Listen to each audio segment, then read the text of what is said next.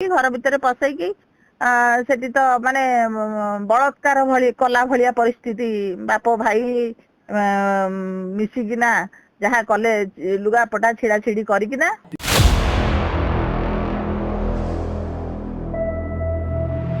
नमस्कार दर्शक बंधु, ओडिशा राजनीतिर चर्चित चेहरा संयुक्ता महल को आपने समस्ते जानी कारण बहुत दिन है श्रीकांत साहू को चलता बद को नहीं से ओडिशा रे बेस परिचित से बीजेडी जन बहुत पुराना कर्मी थे। आज हठात जानवा पाइली जे से बीजेपी रे मिसी जाइछन्ती जे नवीन पट्टनायक को बापा बोली संबोधन करुले से हठात आज बीजेडी को छाड़ी बीजेपी रे कहीं मिसिले से विषय जानापी आम सहित जोगाजोग करूँ कि प्रश्न पचारूँ जार उत्तर आपण मैंने शुणु। हेलो हेलो हाँ मैडम आपन तो प्रथम आज पर्यंत बीजेडी थे एमती हठात कौन है बीजेडी छाड़ी बीजेपी रे जॉइन कले? बीजेडी रे मु 22 वर्ष काम करिछि। बीजेडी वर्तमान सारा भारत वर्ष रे नारी धर्षणकारी, नारी बलात्कारी, भ्रष्टाचार, दुर्नीति एवं चाटुकारिता आउ जी पैसा दे पारला एवं जो माने पुराना कर्मी की अच्छी तांकू अणदेखा, जो माने प्योर बीजेडी से मानकू नेग्लेक्ट करिबा एवं तामिल पाखरे पाद चाटिबा जो माने स्वाभिमानी नेता थिले तांकर 14 पुरुष बाप अजा अमल रे जो माने स्वाभिमान ओडिशार स्वाभिमान को बजाय रखिथिले, ओडिशार लोकन कथा चिंता करुथिले, से माने आज तामिल शासन पाखरे ओडिशा रे तामिल शासन चलती से पाद तले रहीकि जो टाइप रो करूचंती आपण देखिथिबे। निजको कृतदास कहउचनी केतळे ट्रैफिक रो भूमिका नउचनी बड़ बड़ जो माने राजा घर आपण आली कथा देखंतु, आपण जाजपुर कथा देखंतु। आउ सबुठू जो बीजेडी सरकार कही आछंती जे आमे नारी मानक पई करूचु, नारी मानक पई करूचु, नारी मानकू ऊपर को उठाउचु, नारी मानकर समस्त ये सारा विश्व रे रेकर्ड करिवार चेष्टा जो करिसंती, किंतु प्रकृत वास्तव चित्र आपण देखिले 22 वर्षर शासन काल भितर 22 वर्ष हला मु ए दल रे गोटे कर्मी भाव रे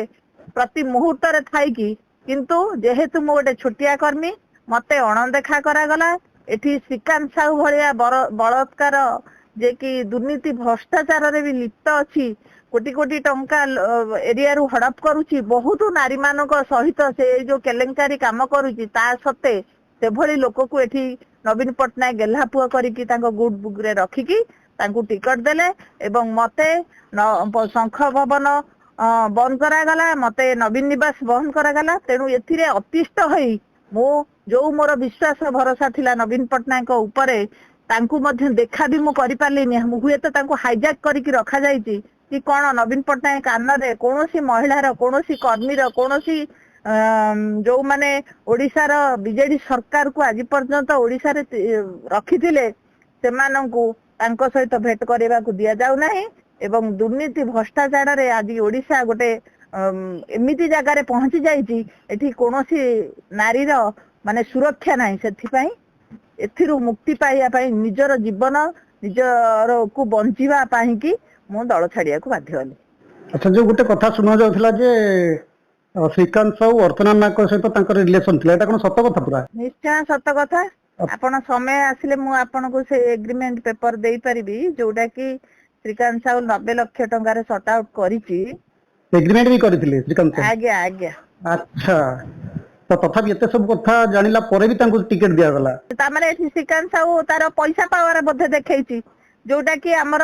तीर्तल देखै पारलानी। तले तीर्तल सेम केस हुए तो मो केस बेसी डिफिकल्ट कारण मु दलर जणे 22 वर्षर कर्मी तापरे मोर घर संसार से ध्वंस कला, मोर माने सबु प्रकार प्रमाण दल देखिला, सबु सत्ते पावर प्रेशर सबु देई थाना मानकरे कथा को दबेई दउचंती, किंतु आकु टिकट देले किंतु ताकू काटिले। ता माने एथुरु भाबंतु एमाने निज घरर निज परिवारर नारी की सुरक्षा दे पारनाती, खाली डिमडिबा जति आपण देखिथिबे मु खाली एकुटिया न केते जण नारी भी दल रु इस्तफा देइचंती जो माने प्रकृत दल तयारी हबारे भूमिका रहिछि। तो ताले आपण जो बीजेपी गले आपण बीजेपी को टिकट पाइबा आसरे गले ना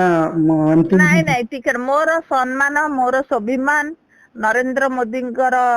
ନୀତି ଆଦର୍ଶରେ ଅନୁପ୍ରାଣିତ ହୋଇ ବିଶେଷ କରି ଯିଏ ଆମର ଡାଇନାମିକ ଲିଡର ଯିଏକି ବିଜେପିର ସାଂସଦ ପ୍ରାର୍ଥୀ ଭୁବନେଶ୍ୱର ତାଙ୍କର କର୍ମ ତାଙ୍କର ନୀତି ଆଦର୍ଶ ମତେ ପ୍ରଭାବିତ କଲା ଏବଂ ସିଏ ମଧ୍ୟ ଅନୁଭବ କଲେ ଏଇ ମହିଳାକୁ ସଂଯୁକ୍ତା ମହଲକୁ କିଭଳି ଭାବରେ ଓଡିଶା ସରକାରଙ୍କର ଯୋଉମାନେ ଅଛନ୍ତି ଯାହାକୁ ଗୁଡ୍ ବୁକ୍ ରେ ରଖିଛନ୍ତି କୋଉ ଭଳିଆ ତାକୁ ନିର୍ଯାତନା ଦେଇଛନ୍ତି କିଭଳି ଭାବରେ ଇଏ ଆଜି ବାରଦୁଆର ଶୁଣ୍ଡି ବିନ୍ଧା ହଉଛି ତେଣୁ ମତେ ସେ ଆଶୀର୍ବାଦ କଲେ କରିକି ତାଙ୍କର ଇଏରେ ନେଇକି ମତେ କର୍ମ କରିବା ପାଇଁ କାରଣ ରାଜନୀତି ତ ମୋର ଭବିଷ୍ୟତ ନା ସେଥିପାଇଁ ସେ କୋଳେଇ ନେଲେ किसी दिन पूर्व आपण गोटे कथा शुणा जाउथला जे आपन डकेथिले किछि म्यूचुअल करिया पई किंतु आपनको अरेस्ट करिने जेल पुरे देले एटा भी सत कथा ନିଶ୍ଚୟ ନିଶ୍ଚୟ ନହେଲେ ଆପଣ କୁହନ୍ତୁ ଗୋଟେ ମନ୍ତ୍ରୀ ପୂର୍ବତନ ମନ୍ତ୍ରୀ ସିଏ ନିଜକୁ ନିଜେ ତାର ତେଲା ଚାମଡା ବି କହୁଛନ୍ତି ଆମେ ଗଞ୍ଜାମ ଟାଇଗର अच्छा ତା ଘର ଭିତରେ ବେଡରୁମ ରେ ଗୋଟେ ମହିଳା କେମିତି ଯାଇ ପହଞ୍ଚି ପାରିଲା ତା ବାପା ତା ସ୍ତ୍ରୀ ସିଏ ନିଜେ କଥା ହେଲେ କି ଏଥିରେ ଆମର ମାନହାନି ଘଟୁଛି ତମର ମାନହାନି ଘଟୁଛି କିଛି ମାନେ କାହାର କିଛି ଭଲ ହଉନି ତେଣୁ ଇଲେକ୍ସନ ଅଛି ତମେ ଆସ ଆମେ ଗୋଟେ ଆଲୋଚନା କରିବା କରିକି ଘର ଭିତରେ ପସେଇକି ସେଠି ତ ମାନେ ବଳତ୍କାର ଭଳି କଲା ଭଳିଆ ପରିସ୍ଥିତି ବାପ ଭାଇ ମିଶିକିନା ଯାହା କଲେ ଲୁଗାପଟା ଛିଡା ଛିଡି କରିକିନା ଆଉ ପର୍ସରେ 5,000 ଟଙ୍କା ବି ଥିଲା ମାତ୍ର ତାକୁ ମଧ୍ୟ ନେଲେ ପୁଣି ଥରେ ଲୁଗାପଟା ପିନ୍ଧେଇକି ଘରେ ତାଲା ପକେଇ ବନ୍ଦ କଲେ ତାପରେ ପୋଲିସ ଖବର ଦେଲେ ଆଉ ବାଡିଆ ପିଟା କରିକି ଆଉ अच्छा एमिति ଆପଣ ସାଧାରଣ କଥା ଟିକେ ଚିନ୍ତା କରନ୍ତୁ ଭୁବନେଶ୍ୱର କ୍ୱାର୍ଟର ହେଇଥିଲେ ହଁ ମୁଁ ଭୁଜକିନା ଯାଇ ପହଞ୍ଚି ପାରିବି ତା ଗାଁ ଭିତରେ ତା କଲୋନୀରେ ତା ଏରିଆରେ ତା ଘର ଭିତରକୁ ମୁଁ କେମିତି ଗଲି आज्ञा ଯଦି ସେ ଡାକି ନଥିଲେ ମୁଁ କେମିତି ସେଠି ଯାଇକି ପହଞ୍ଚିଲି अच्छा से विषय आपण कंप्लेन करथिले पुलिस स्टेशन रे ପୋଲିସ ରେ କମ୍ପ୍ଲେନ କରିଥିଲି ଏଫଆଇଆର ମୋ ଇଏରେ କେସ୍ ହେଲାନି କିନ୍ତୁ ଏବେ ହାଇକୋର୍ଟ ଦେଇଛି ଥାନାକୁ କବି ସୂର୍ଯ୍ୟ ନଗର ଥାନାକୁ ଅର୍ଡର ଦେଇଛି ଯେ କେସ୍ ରେଜିଷ୍ଟ୍ରି କରିବାକୁ अच्छा ନ କଲେ 5/6 ଆସନ୍ତା 6 ତାରିଖ ଦିନ ସେ ହାଇକୋର୍ଟ କୈଫତ ମାଗିବ ଯେ କାହିଁକି ରେଜିଷ୍ଟ୍ରି କରିନ ମାନେ ରେଜିଷ୍ଟ୍ରି କରିକି ତାଙ୍କୁ ଦବାକୁ ବୋଲିକିନା ଅର୍ଡର ଦେଇଛି ହାଇକୋର୍ଟ माने आपण कंप्लेन कला परे भी से माने रजिस्ट्रेशन करूनाती माने केस କରିନାହାନ୍ତି କିନ୍ତୁ